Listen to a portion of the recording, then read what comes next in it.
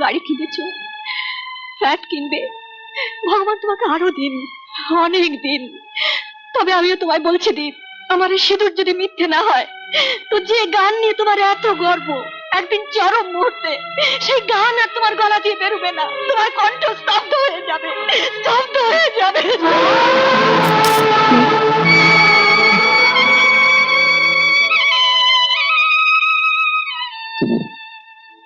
অনেক রাত হলো, শোবে না? প্লিজ আমাকে আমাকে একটু একা থাকতে দাও।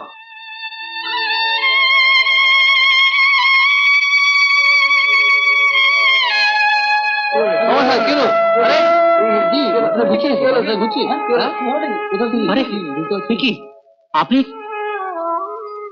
রমদা, আপনি আপনার এই অবস্থা কি করে হলো? আরে ভাই, হবে না, রোজ এখানে এসে রক্ত বিক্রি করেন।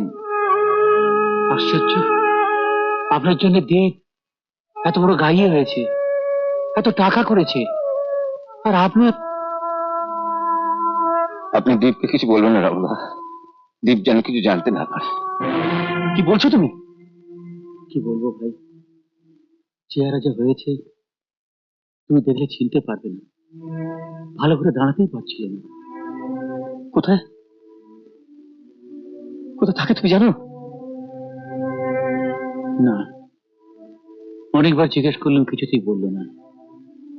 শুধু একটা কথাই বললো, আমার দীপ যেন কিছু জানতে না পারে, ওকে কিছু বলো না। আজ আমি যাই, যদি কোনোদিন ঠিকানা পাই তোমাকে জানাবো।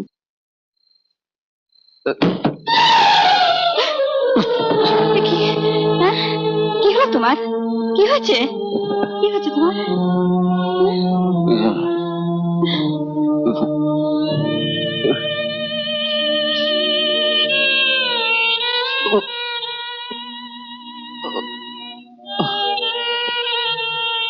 কোথায় ছিলে এত রাত অব্দি? দীপের গান শুনতে গেছিলাম। দীপ আর দীপ, দীপ আর দীপ, কতবার তোমাকে বলেছিলাম ও নাম তুমি মুখে আনবে না। সব শুনবো, আগে তুমি বলো, এই কদিন তুমি কি কাজ করেছো?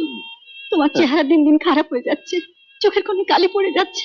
না মানে ওই আমার সিঁদুরের দিব্যি, সত্যি করে তুমি বলো, কি করে তুমি টাকা রোজগার করছো? ঠেলা টানছো, মাল বইছো, তাহলে কি করছো তুমি? বলো কি করছো, বলো। অনেক চেষ্টা করেও কোনো চাকরি না পেয়ে আমি আমার রক্ত বিক্রি করেছি সাবিত্রী।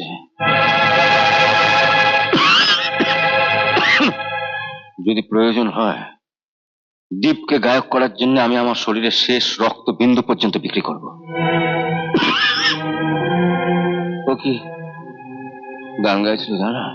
কাল থেকে বাড়ির বাইরে যাবে না তুমি, কথা দাও। তাহলে সংসার চলবে কি করে?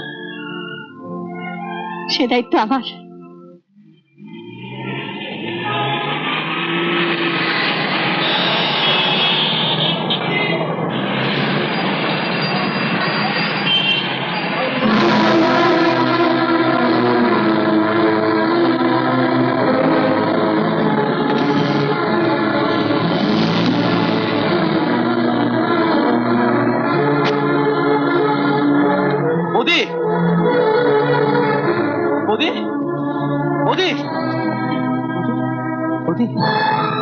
আমায় ক্ষমা করো বৌদি, ভুল করে তোমায়।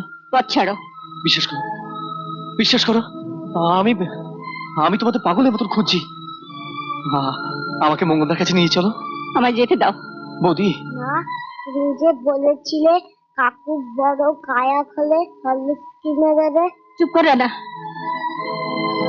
জানো কাকু, তুমি যখন গান করতে তখন না, কাকু যখন মস্ত বড় গায়ক হবে, অনেক অনেক টাকা রোজগার করবে, বাড়ি হবে, গাড়ি হবে, তখন তুই যত ইচ্ছে দুধ খাবি, হরলিক্স খাবি। লক্ষ্মী শোনা আমার। কাকু আমাকে একটা হরলিক্স কিনে দেবে কাকু। চুপ কর, চুপ কর, চুপ কর, চুপ কর, চুপ কর, চুপ কর।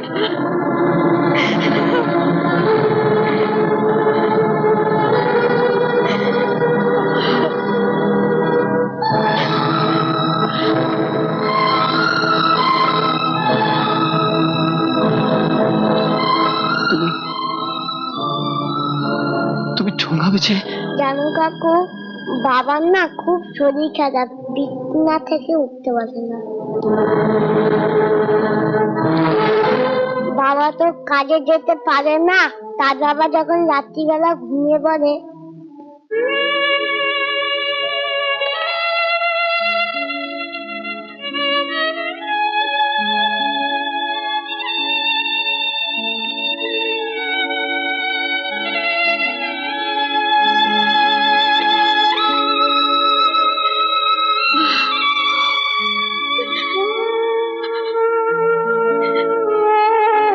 চল, বৌদি, তুমি ঠোঙাগুলো ফেলে দাও।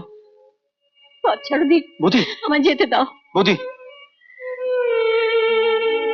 তোমাকে গায়েব করার জন্য তোমার দাদা যখন বাড়ি জমি বিক্রি করছিলেন, তখন আমায় বলেছিলেন তোমাকে গায়েব করার জন্য ওর শেষ রক্তবিন্দুটুকু বেঁচে দেবে। উনি তাই করেছেন, দুটো ভাতের জন্য রক্ত বেঁচে।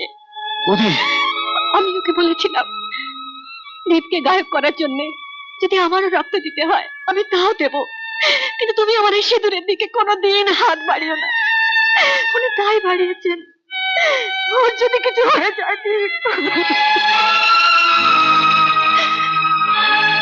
বড় গায়ক হয়েছো, গাড়ি কিনেছো, ফ্ল্যাট কিনবে, ভগবান তোমাকে আরো দিন, অনেক দিন।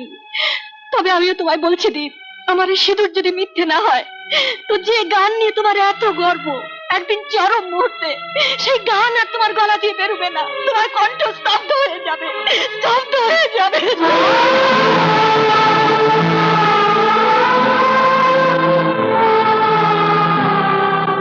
কি বৌদি না আপনি?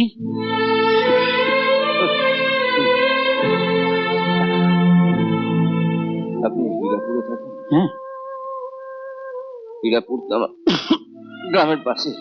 আমি একটা কথা বলবো দাদা, আপনারা আমার সঙ্গে চলুন না, সেখানে আমার একটা ছোট্ট কুড়ে আছে, আপনাদের কোনো অসুবিধে হবে না। কিন্তু না দাদা, কোনো কিন্তু নয়। আপনাদের আজ এই অবস্থার জন্য আমিও তো দায়ী। আমি যদি আপনাকে সাবধান করে দিতাম।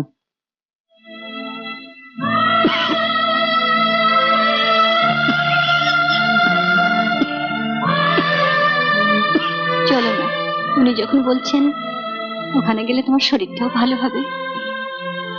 এই কলকাতায় থাকতে আমার একদম ভালো লাগছে না।